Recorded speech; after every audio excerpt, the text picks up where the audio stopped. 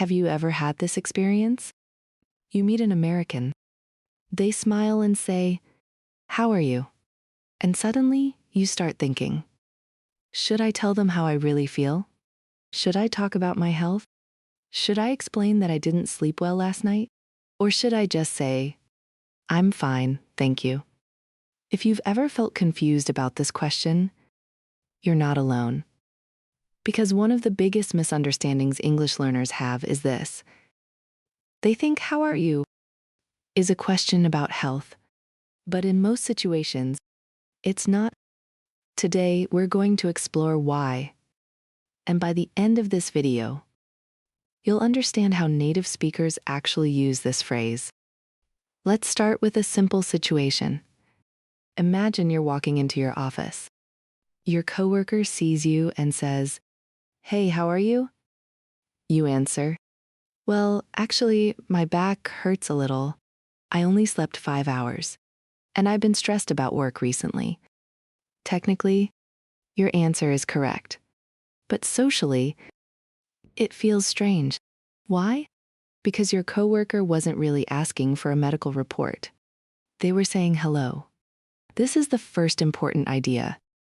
In many English-speaking cultures, "How are you?"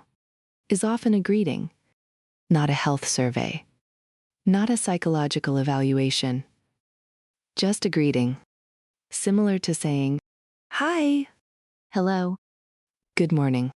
When native speakers say, "How are you?" they usually expect a short response. For example, "I'm good," "I'm fine," "Doing well," "Pretty good," "Not bad." And then the conversation moves on. Let's listen to a typical conversation. A, "Hey, how are you?" B, "Good." A, "Pretty good." That's it. Nobody discussed blood pressure. Nobody discussed sleep quality. Nobody discussed their annual physical examination. The phrase simply helped start the interaction. Many English learners are surprised by this, because in some cultures, when someone asks, "How are you?" they genuinely want detailed information. But in American English, context matters a lot. Imagine a cashier at a supermarket. You approach the counter. The cashier smiles. "Hi, how are you today?" Do they really want a 10-minute explanation? Probably not. They're being friendly. They're creating a positive atmosphere. So what's the real meaning? Often, "How are you?" means, I acknowledge your presence. I'm being polite. I'm starting a conversation. I'm showing friendliness. Now, here's something interesting. Native speakers often ask questions without expecting detailed answers. For example, "What's up?" "How's it going?" "How are things?" "Have you been?" These expressions often function similarly.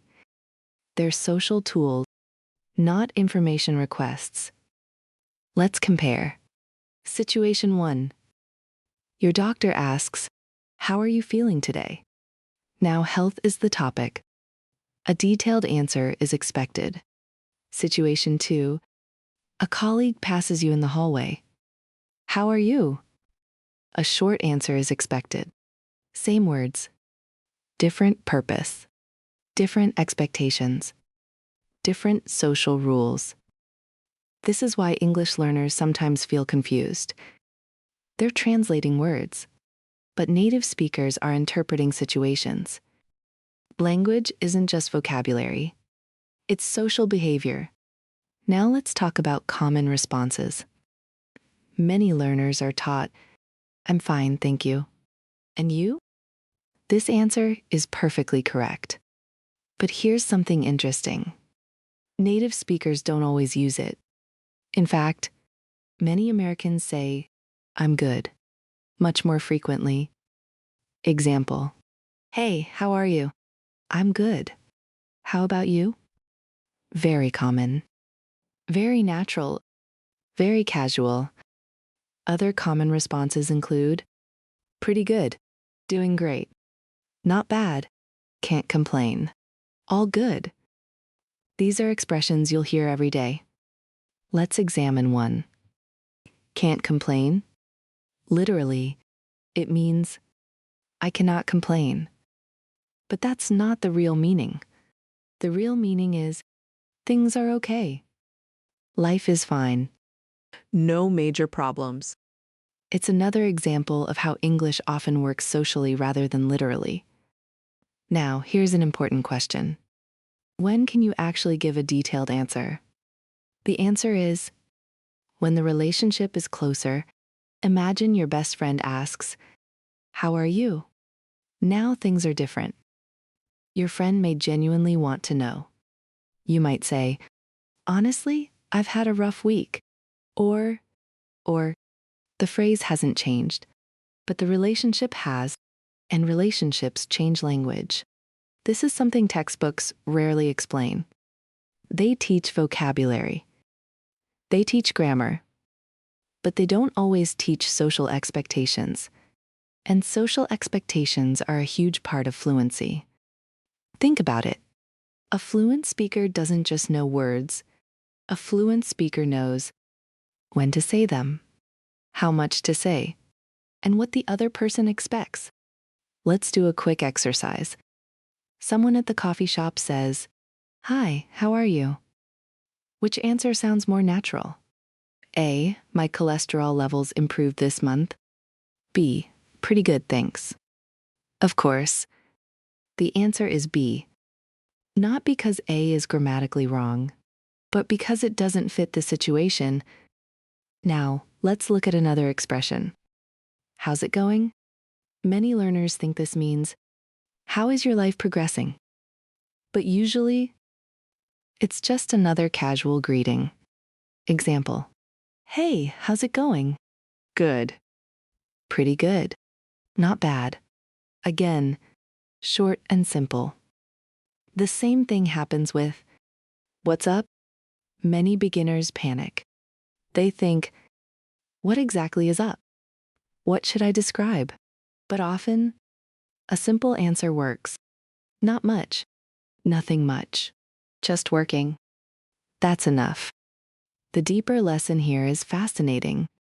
Human communication is not always about transferring information. Sometimes it's about building connection. Sometimes it's about showing friendliness. Sometimes it's about maintaining social harmony. And how are you? Is a perfect example. So next time someone asks, how are you? Don't immediately think they need detailed health information. Instead, ask yourself, what's the situation? Who is this person? How close are we? What kind of response is expected? When you start thinking this way, your English will become much more natural because you'll stop translating word by word and you'll start understanding communication the way native speakers do. Let's summarize today's lesson.